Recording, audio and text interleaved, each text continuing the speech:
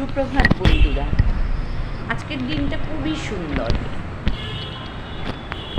কালকে কাপড়, পতিদেবতার কাপড় ধুতে গিয়ে ধুলাম না, বৃষ্টি, ঝিরঝিরি বৃষ্টি। ওনার আবার একদম রৌদ্র না উঠলে শুকাতে দিবেন না।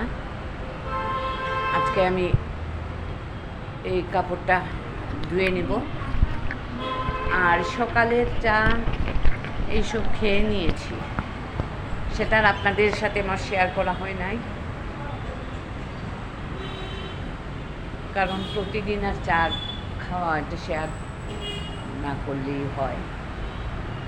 এদিকে আজকের দিনটা কীভাবে কাটাতে পারি সেটা আপনাদের সাথে আমি শেয়ার করব। আমি আস্তে আস্তে কাজটা শুরু করতেছি, কারণ আপনারা হয়তো সবাই মনে করবেন যে ও শুধু বলে যে শরীর খারাপ। হ্যাঁ, একটু কষ্ট করে মানিয়ে নেবেন। আমার বাসাটা একদম রাস্তার সাথে, কথা বলতে গেলে গাড়ি, অ্যাম্বুলেন্স, রিক্সা, সব কিছুর শব্দ শোনা যায়। আপনারা একটু মানিয়ে নেবেন। আর আমি শুধু বলি, হয়তো আপনারা মনে করতে পারেন অসুস্থ অসুস্থ অসুস্থ, আসলে সত্যি অসুস্থ। আমি আপনাদেরকে মানে কিভাবে বুঝাবো, আমার অনেক পুরানো ব্লগে আমি দেখবেন আমি বলেছি আমার কি হয়েছিল। আসলে আপনারা আমার পুরনো ব্লগে যে আমি বললাম, গেলে দেখতে পাবেন। কারণ আমি কলকাতা রাজারহাটের নিউ টাউন রাজারহাট টাটা মেমোরিয়ালে আমি চিকিৎসা করিয়েছি বলতে মানে ওইখানে আমি প্রতি বছরে প্রথমত তিন চারবার করে দিয়ে দেখিয়ে আসতাম। আচ্ছা যাক, শরীর যখন আছে তখন অসুখ তো থাকবেই। আর আমাদের তো এখন অসুস্থ হওয়ার বয়সেই প্রায়। আচ্ছা, এগুলা নিয়ে করে না। আর এই কাজটা আসলে সাধারণত সকালবেলা আমি করি না। আমার পতিদেবতা এই সকালবেলা এই কাজ, বিছানাটা তুলেন। আর রাত্রের ডিউটিটা হচ্ছে আমার বিছানা ঝাড়া, বিছানা মশারি টাঙানো, সব এইগুলা রাত্রেবেলা আমি করি। আজকে উনি করতেছেন না, বলছেন আমার ভালো লাগতেছে না, তুমি করে নাও। আমি বলছি আচ্ছা ঠিক আছে, আমি করে নিয়েছি। তাই আমি করে নিচ্ছি এটা। আর এদিকে আমার মেয়েটা আসতে বলতেছে, মাসি আপনি এদিকে ঘর বিছানা করতেছে। তোর মেয়ের শরীরটা ভালো না। আর এইটা তো আর আমি আপনাদের সাথে শেয়ারই করি, এটা না করলে তো আমার কোনো কিছুই হবে না। প্রতিদিনের মতোই আমার এটা শেয়ার করতেই লাগবে। যাই হোক,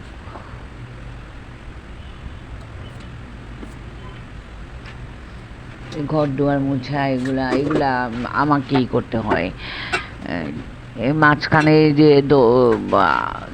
8-9 দিন খুব অসুস্থ ছিলাম, ওই সময় মেয়ে আর আমার নতুন মাসি ওনারা একটু দিয়েছেন। না, আমি প্রায় সময় আমারই এটা কর্ম। হ্যাঁ, আমি এটা মনে করি আমারই কাজ। আমি এই যে এবারে এক দাক্ষাটা খেলাম, যদি উনি মুখ তুলে না যেতেন না, আমি তো হয়তো চলেই যেতাম। সেজন্য আমি বিশ্বাসী, আমি এগুলা কাজ করি। আর এদিকে দেখেন, কালকে তো আমি পতিদেবতার কাপড় ধুইনি, আজকে আমার এটা ওয়াশিং মেশিনে দিয়ে ধোয়া হলো।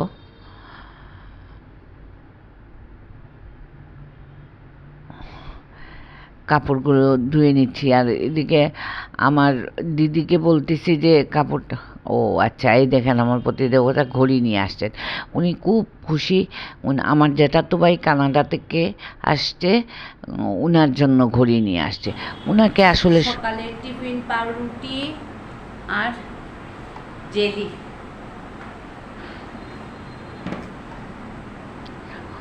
উনাকে আসলে সবাই ভালোবাসে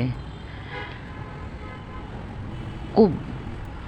সব বোনের জামাই, মানে উনার শালারা উনাকে খুব ভালোবাসে এবং আমাকে, দুজনকেই খুব ভালোবাসে। তো নিয়ে আসছে ঘড়ি, উনি খুব খুশি যে শালা ঘড়ি নিয়ে আসছে, আমাকে এনে দেখাচ্ছেন।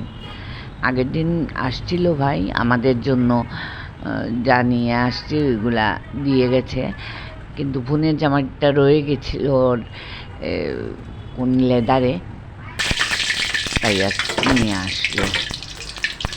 আর আজকে আমার আসলে শাক, আমার ছাদের উপরে শাক হয়েছে, আর শাক কিছু তুলে নিয়ে আসলাম, দেখলেন আপনারা। আর আজ রান্না হবে কই মাছ দিয়ে বরবটি দিয়ে তরকারি। আর স্নান করে আমি আজকে রান্না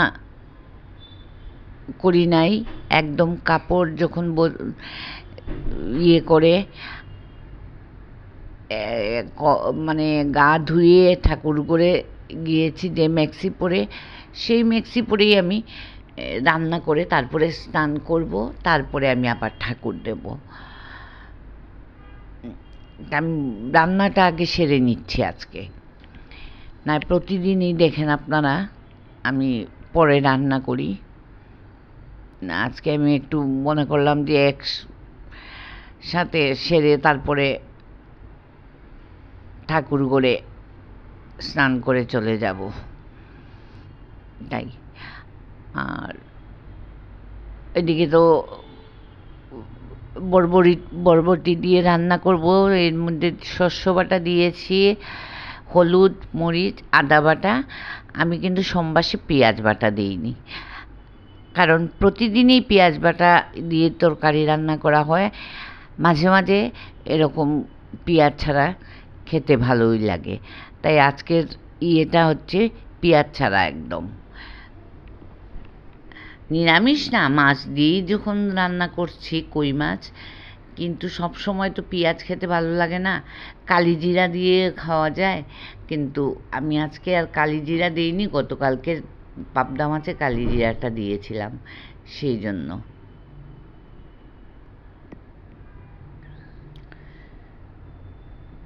এই দিয়ে দিলাম আমি বরবটি, এটা আসলে ভালোভাবে কষিয়ে নিলে, মশলা যত কষাবেন তরকারির স্বাদটা ততই হবে। আর লবণ দিয়ে দিলাম, তারপরে আমি ঢেকে দিব। আর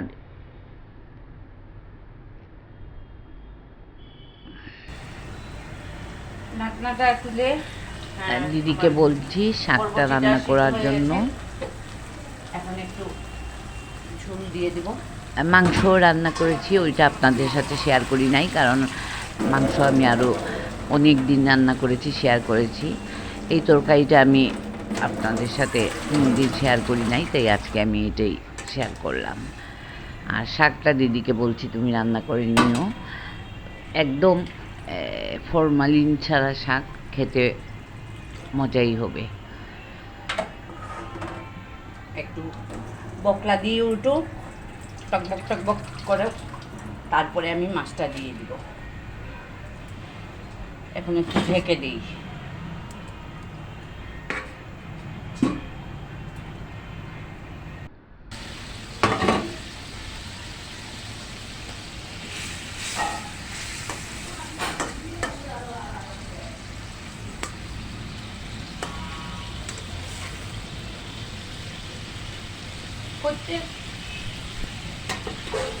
মাছটা আমি এখন দিয়ে দিলাম, একটু মাছের ভিতরে মশলা টশলা ঢুকুক, জাল খেয়ে তারপরে আমি নামিয়ে নেব।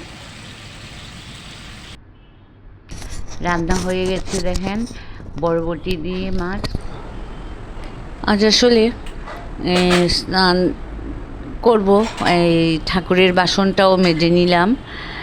আর আজকের দিনটা চলছে গণেশ চতুর্থীর, একটু বাসার সামনে পুজোটা হবে, স্নান টান করে দেখি যাওয়া যায় কিনা।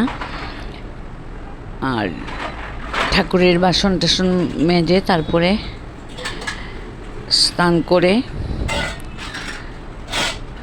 যেতে পারলে তো ভালোই হয়। রাস্তা পার হওয়াটা অনেক কষ্টের। আমাদের আসলে মেইন রোডের সাথে বাসা থাকায় অনেক কষ্ট হয়, কি করব, কিছু করার নেই।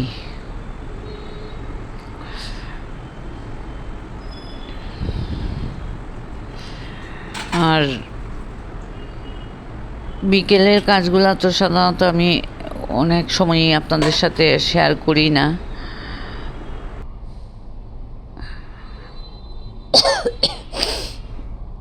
স্নানটা করে আসলাম, করে এসে এটা অবশ্য আমি মিস দেই না, এটা আমার একটা প্রতিদিনকার মতো কাজ। আর ইচ্ছে ছিল, আজকে রোদ উঠেছে, আকাশের অবস্থাটা আজকে খুবই ভালো। ঘরের অনেক 4-5টা ঘর, তো এক ঘরের পর্দা একদিন ধুয়েছি, বাকি রয়ে গেছে অনেকগুলো পর্দা। তো আজকে আর আসলে এগুলো একটু ভিজিয়ে রাখলে পর্দাগুলো পরিষ্কার হয়। তো সকালবেলা উঠে আর ভিজাইনি, তাই আর পর্দা ধোয়াও হয়নি। দেখি কাল থেকে এইসব আবার ধোয়াধুয়ি করতে হবে।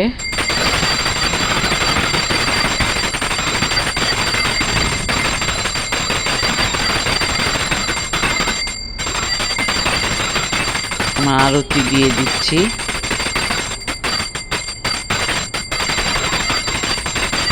আজকে অনেক দেরি হয়েছে ঠাকুর দিতে, প্রায় 2টো বেজে গেছে।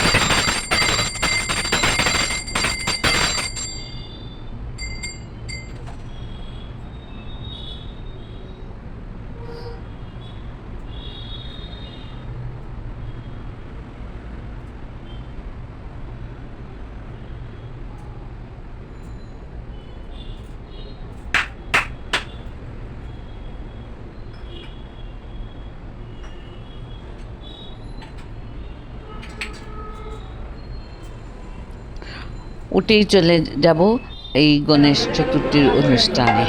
আপনারা দেখতে থাকুন, বাচ্চা বাচ্চা ছেলেরা করতেছে, খুবই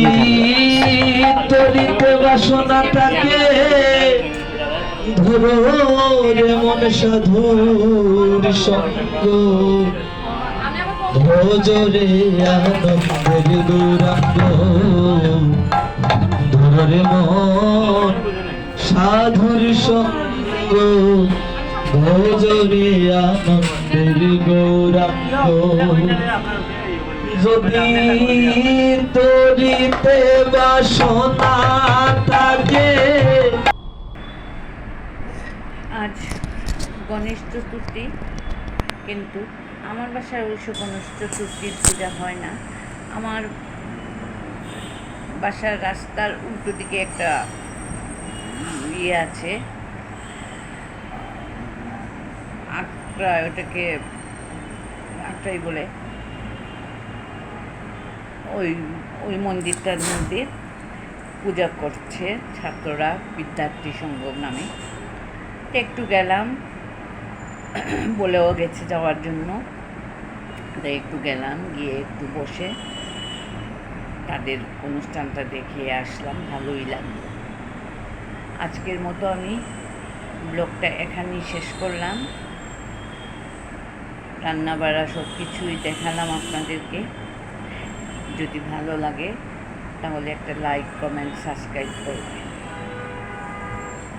আর লাইক আর কমেন্ট সাবস্ক্রাইব করতে তো আসলে আমাদের কোনো কষ্ট নাই, একটাই করলেই অনেকটা উপকারে আসে।